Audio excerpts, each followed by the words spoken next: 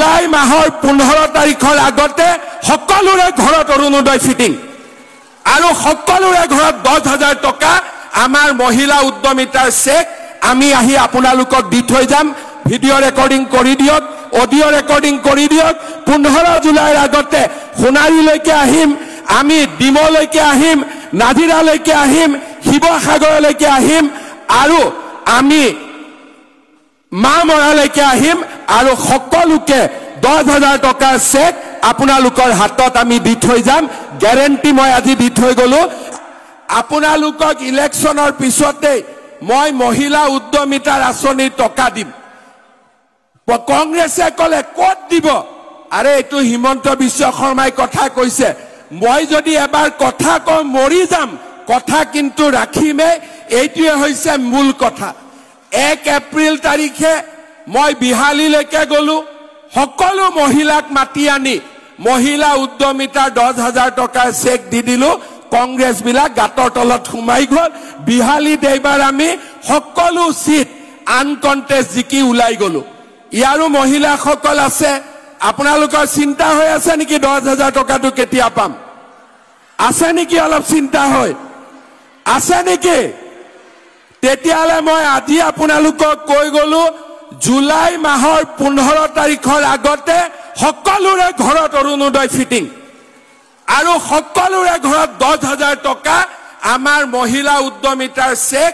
আমি আহি আপোনালোকক দি থৈ যাম ভিডিও ৰেকৰ্ডিং কৰি দিয়ক অডিও ৰেকৰ্ডিং কৰি দিয়ক 15 জুলাইৰ আগতে সোণাৰীলৈকে আহিম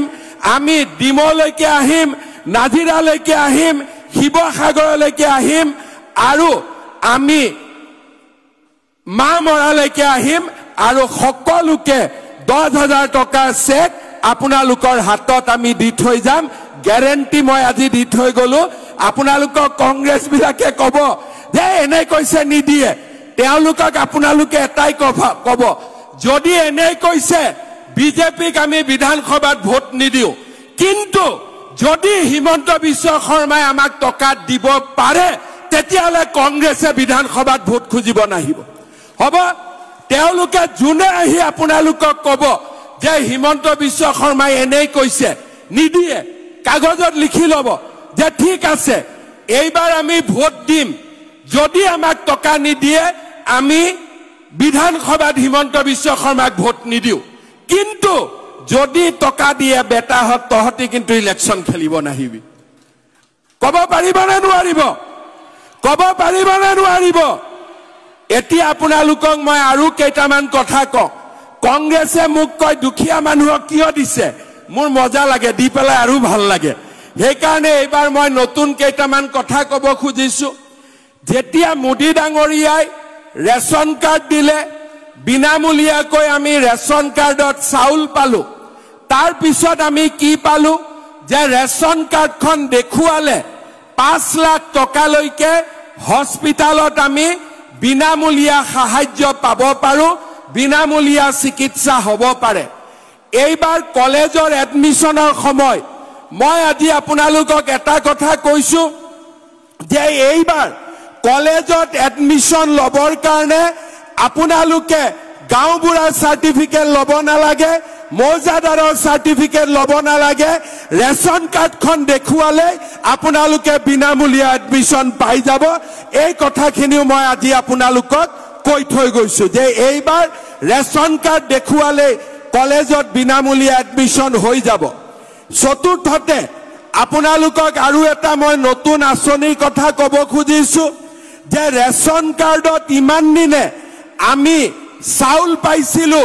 বিনামূলীয়া এডমিশন পাম 1 অক্টোবৰৰ পৰা ৰেশন কাৰ্ডত আপোনালোকে নিমখ পাব চেনি পাব আৰু দালি পাব তাৰ মানে ৰেশন কাৰ্ডত চাউলৰ লগে লগে 1 অক্টোবৰৰ পৰা বজাৰতকৈ 25 টকা কম দামত আপোনালোকে দালি পাব বজাৰতকৈ 25 টকা কম দামত আপোনালোকে চেনি পাব আৰু বজাৰতকৈ 10 টকা কমত আপোনালোকে নিমখ পাব শ্ৰদ্ধা ৰাইজ ছোৱালীয়ে আঁচনি পাই মোক লৰাবিলাকে কৈ থাকে মামা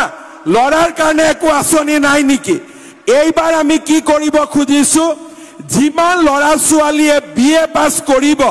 সকলোকে আমি 1 বছৰৰ কাৰণে বেংকৰ একাউণ্টত প্ৰত্যেক মাহত 2,500 টকা কৰি দিম যাতে ল'ৰাবিলাকে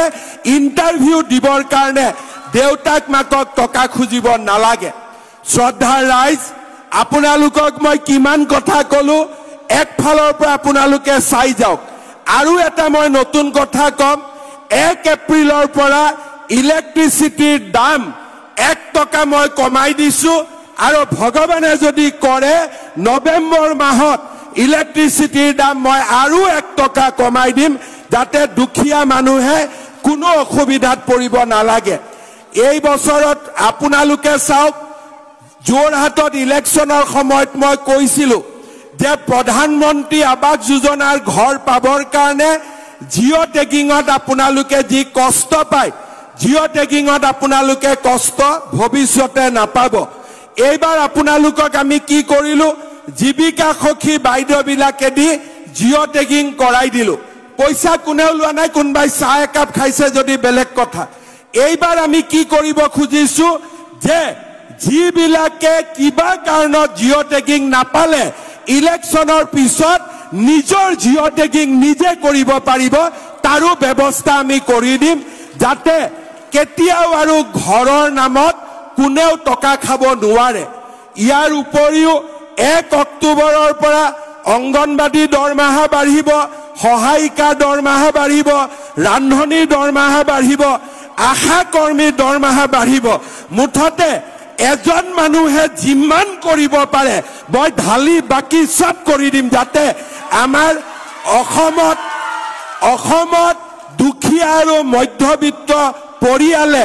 স্বাস্থ্যৰ কাৰণে চিন্তা কৰিব নালাগে শিক্ষাৰ কাৰণে চিন্তা কৰিব নালাগে চাকৰিৰ কাৰণে চিন্তা কৰিব নালাগে আজি আপোনালোকে চাওক আমি প্ৰথমবাৰ স্কুল বনাইছো ডন বস্কো সেন্ট মেৰিজৰ দৰে 8 কোটি টকাকৈ এখন হাই স্কুলত দিছো কংগ্ৰেছে পাৰৰ বাহৰ দৰে অংগনবাদী কেন্দ্ৰ বনাইছিলে আজি আমি আদৰ্শ অংগনবাদী কেন্দ্ৰ বনাইছো কংগ্ৰেছৰ দিনত একো নাছিলে লুঙি ধুতিক বাদ দি আজি আমি মেটমৰা আঁচনিৰে আপোনালোকক সেৱা কৰিছো শ্ৰদ্ধাৰ ৰাইজ আপোনালোকে কংগ্ৰেছৰ MP MLA দেখিছে ভোটৰ সময়ত ডাঙৰ ডাঙৰ কথা কয় বিহুৰ সময়ত চৰাইদেউ আৰু শিৱসাগৰলৈকে নাহে কৰবাত 2 টকা চান্দা দিব লাগে বুলি ভয়ত আপোনালোকে সংসদ বিধায়কক ইয়াত দেখাই নাপায় তেওঁলোক ক'ত ব্যস্ত থাকে গুৱাহাটীত গৈ নামাজ পঢ়াত ব্যস্ত থাকে মই তেওঁলোকক ক'ব খুজিছো আৰে যোৰহাট আৰু শিৱসাগৰৰ মানুহে আপোনালোকক গুৱাহাটীত নামাজ পঢ়িবৰ কাৰণে ভোট দিয়া নাছিল নামাজে যদি পঢ়ে শিৱসাগৰত পঢ়ক বিহুৰ সময়ত পলাই নাথাকি সমষ্টিৰ মানুহৰ লগত থাকিলে মানুহে বেছি ভাল পায় এই কথাবিলাক ৰাইজে আজি বুজি পাইছে শ্ৰদ্ধাৰ ৰাইজ লুঙি ৰাজনীতি আমি শেষ কৰিম ধুতি ৰাজনীতি আমি শেষ কৰিম খুটা ৰাজনীতি আমি শেষ কৰিম আঠুৱা ৰাজনীতি আমি শেষ কৰিম কম্বলৰ ৰাজনীতি আমি শেষ কৰিম বিনা পইচাত চৰকাৰী চাকৰি লম দুখীয়া মানুহে অৰুণোদয় ল'ব আয়ুষ্মান ভাৰতৰ চিকিৎসা পাব মেট্ৰিকৰ কেণ্ডিডেটে চৰকাৰৰ পৰা পইচা পাব মহিলাসকলে 10,000 টকাৰ মহিলা উদ্যমিতা পাব ইয়াত শেষ নহয় মই আজি ৰাইজক আৰু এটা কথা কৈ গলো কংগ্ৰেছী বিলাকে মোক জুকাই লৈছে যেতিয়া আৰু দিম মহিলাসকলক 10,000 নহয় যদি ভগৱানে কৰে যিসকলে এই 10,000 টকা ভাল কৰি খৰচ কৰিব দ্বিতীয় বছৰত তেওঁলোকক 25,000 দিম তৃতীয় বছৰত তেওঁলোকক 50,000 টকা দিম যিমানে কংগ্ৰেছে মোক জুকাৰিব সিমানে মই পানীৰ পাইপটো খুলি দিম যাতে বেছিকৈ পানী আহি থাকে ভাল কথা কৈছো নে নাই কংগ্ৰেছে কৈছিলে অৰুণোদয় কিয় দিছে মই নিযুত মইনাটো খুলি দিলো কংগ্ৰেছে কৈছে নিযুত মইনা কিয় দিছে মই ধৰি ৰেশন কাৰ্ডত দালি চাউল চেনি সব খুলি দিলো এতিয়া কৈছে আৰু কিয় দিছে মই বলে এবাৰ গেছৰ দামৰ পাইপটো খুলি দিম যাতে কমি যায় সব তাৰ মানে কংগ্ৰেছে যিমানে জুকাব তাতকৈ বেছি বেছি কৰি গৈ থাকিম আৰু অসমখনক আমি আগুৱাই লৈ গৈ থাকিম আপোনালোকে মাত্ৰ আমাক আশীৰ্বাদ কৰিব, মৰম কৰিব আৰু আপোনালোকে নিজৰ ঘৰৰ ল'ৰাৰ দৰে ভাবিব। নিজৰ ঘৰৰ ল'ৰাই দেউতাক মাকক যেনেকে চাই মই তেনেকে চাম, নিজৰ ঘৰৰ ভায়েকে যেনেকে ককায়েকক চাই মই তেনেকে চাম, নিজৰ ভায়েকে যেনেকে ভনীয়েকক চাই বায়েকক চাই মই তেনেকে চাম আৰু আমাৰ অসমখনক চাওঁতে চাওঁতে ভাৰতৰ ভিতৰতে সৰ্বশ্ৰেষ্ঠ ৰাজ্য কৰি নিৰ্মাণ কৰিম।